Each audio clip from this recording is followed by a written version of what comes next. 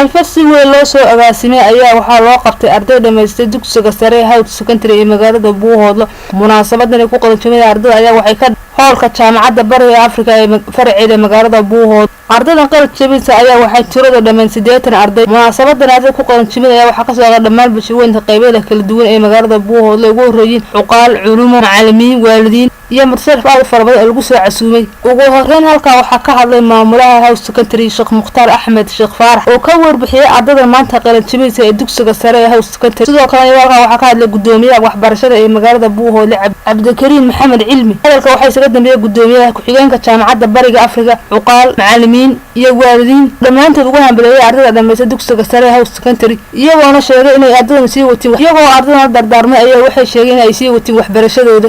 ilaa heer jaamacad. u ducaynaynaa ardayda fasalka afraad oo waliba aynu ognahay inaysan imtixaankii gelin laakiin xafladda aynu soo horumarinay ujeedaduna ay tahay in loo duceeyo ardayda inaynu ardayda u ducayno in ilaahay imtixaanka ku soo foolle kan adduunyo iyo ka aakhiro labadaba inuu ilaahay u fududeeyo. ilaahay subxaanahu wa tacaala waxaan u weydiinaa imtixaanka uu sahlo ka adduun iyo ka aakhiro labadaba inuu fududeeyo. ardayda waxaanu u dardaarmaynaa inay noqdaan kuwa tacliintooda sii wata oo inay jaamacaddana sidaa 12 sano ay wax u soo dhiganayeen 4 sano ee jaamacaddana inay ku daraan. waxaanu kaloo ku boorinaynaa tacliintu intaa maaha inay sii wadaan. waxa kale oo aanu ku boorinaynaa in waxa ay barteen 12 sano ee hore iyo jaamacadda markay dhameeyaan insha Allah inay dadkooda iyo deegaankooda ay wax ku soo celiyaan oo dadkooda ay wax baraan oo deegaankooda ay horumariyaan iyadana waa u dardaarmaynaa. waxaanu aad ugu mahad celinaynaa waalidiinta ardayda iyo waalid kasta oo ilmihiisa ku dhinac taagan waxbarashada. ardayda 12 sano wax dhiganaysay waxa weeye waalid baa dhinac taagnaa. si gaar ah waxaanu ugu mahad celinaynaa hooyooyinka oo mudnaanta koowaad leh oo ardayga soo dabagala oo hadday doonaan fiigu iyagu bixiya. waxaana sheegin tirada raalliha layga aado waa dufcaddii 10aad baynu nidhi waa 80 arday 29 waa gabdho 51 waa wiilal. ما شاء الله عليهم. بفرحة التخرج وأعسان الفراق السنوي يصعب وصفها ونسيها. انتهت رحلة 12 سنة انتهت خبانا كل شيء في هذه المكان. علقنا أرواحنا في زوايانا وابتسامتنا في أسقف دموعنا خلف الأبواب. انتهت مشوار الذكريات انتهت مشوار الذكريات الحلوة بجمعة الأحباب لكنها مرة نفارق. ليس الفراق من أبكاني لكن الذكرتكم صحبتكم فأبكاني. يا حلوة الذكريات إلى تقاسمينها ويا حلوة المشارك في منهك إلى kuwii deegaanka sharfi lahaa oo dhibco sare oo aynu ku faraxno oo waalidkood iyo macallimiintoodii iyo jaamacadda sugaysaaba ay ku faraxdo kuwii kansada Allah ka yeelo. iyagana dadaal baa la gudboon intii badnayd waa soo samreen waa soo dadaaleen inta yar ee u hadhay dhexda waa inay xidhaan waa inay habeen iyo maalin wax akhristaan waa in la yiraahdaa indhihiinni waa daciifeen oo kiyaalayaal xidha siday wax u akhriyayaan waa in sidaa la yiraahdaa. ardaydaas jaamacaddiin gareedkii sanadka soo gali lahaa dufcaddii 10aad ahaada 10kii dufcadood ee idinka horeeyay caado aan wanaagsanayn bay lahaayeen.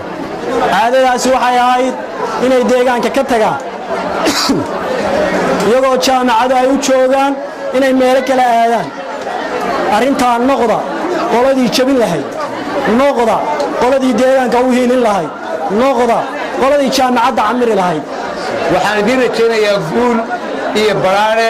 iyo barwaaqo iyo imtixaanka ku guuleystaan natiijada ugu quruxda badan aad heshaan. waxaan idin rajaynayaa waxaan kaloo idin ballan qaadayaa oo idin rajaynayaa cid allaale iyo cid idinkana kamida ee natiijada keensata ugu fiican inay iskuul shiib bilaash ay heli doonaan. sanadkii ugu dambeeyey aynu soo dhaafay 2018 waxaa ka baxay 132 arday maantana waa 192 arday oo form 4 ah 72 waxa weeye waa House Secondary School 12 arday oo shanna ay haw tahay shanna ay sanatar baxnaan tahay labana ay uur tahay 12 ka arday ayaa waxay heleen eebay heleen 12 kiina waxay ku maqan yihiin dibadda ku maqan yihiin ku bishaaraysan ku qoray qof kasta oo idinkayda kamid ah waxaan taagnahay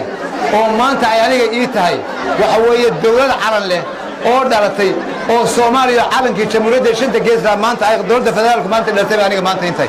inaad noqotaan kuwo waxbarashadoodu aanay ka tagarayn ku dhaqanka iyo shariicada islaamka waxaad barataan inay idinka muuqdaan baa la doonaya aqoonta aad baranaysaan gabdhiyo wiilalba inay idinka muuqdaan oo dushiina ka muuqdaan baa la doonaya waxaan idin dardaarmayaa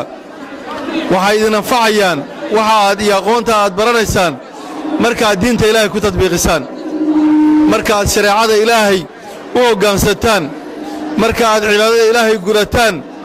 baad macno yeelanaysaan oo aqoontiinnu wax noqonaysaa jiilka dambe kan hore ee imika ka baxay kuwa soo kici doona yaan lagala hadhin ardayda baraarujinta iyo niyadda biska in maxay ahayd tooyeen ahlala garab taagnaadaan odhan lahaa iskuulkan hawd runtii waa iskuul si wanaagsan ardaydiisu qaabkeedu iyo ritkoolkoodu u dhisan yahay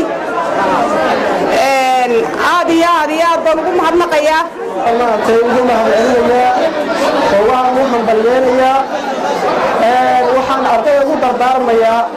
inay waxbarashada sii wadaan oo ay dadaalaan macallimiintooda u duceeyaan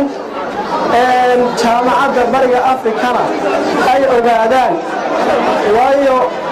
aqoonta ay dibadda u doonanayaan waxay maanta ku diyaarsan tahay oo waxa weeyaan inoo diyaar ah macallimiin iyo maamulba waxbarashadii oo heer sare ah oo nooc walba ah diyaar bay inoo tahay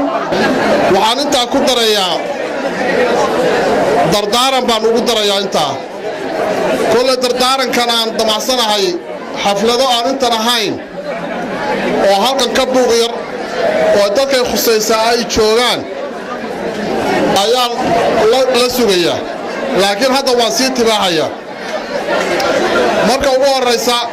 ardayga waxaa la rabaa waxbarashadu in ay wax ka beddeshaa la rabaa oo qofku markuu noqdo qof waxbartay waxbarashada waa in laga gartaa qofkaasi inuu yahay qof waxbartay yahay hadday noloshiisa wax ka beddeli weydo waxbarashadaasi waxay noqonaysaa mid khasaarta bay noqonaysaa waxaa loo baahan yahay qofku inuu noqdo uusan qabiil noqonin inuu noqdo qof intuu noqdo qof isku xisaabtamo oo ku tiirsado xalfadan sida quruxda badan loo soo agaasimay ayaa ugu dambeyntii halka waxaa lagu guddoonsiiyey macallimiintii shahaado sharaf ay guddoonsiiyeen ardayda ka qalan jabisay dugsiga sare ee House Secondary xalfadan ayaa wax ku salan jawi aad u qurux badan Najma Maxamuud Salaad telefishinka caalamiga Bulsho TV magaalada Buuhood.